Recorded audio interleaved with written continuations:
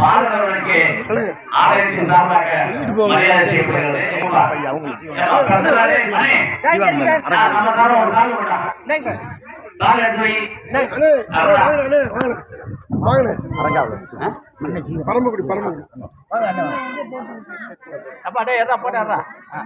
மணி மணி ஓடியா பையனுக்கு பையன் போட்டா பையன் வாங்கி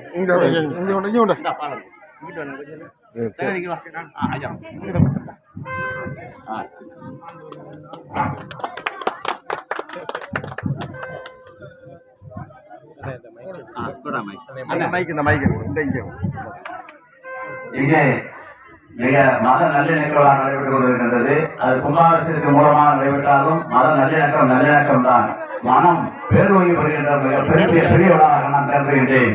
இப்படிப்பட்ட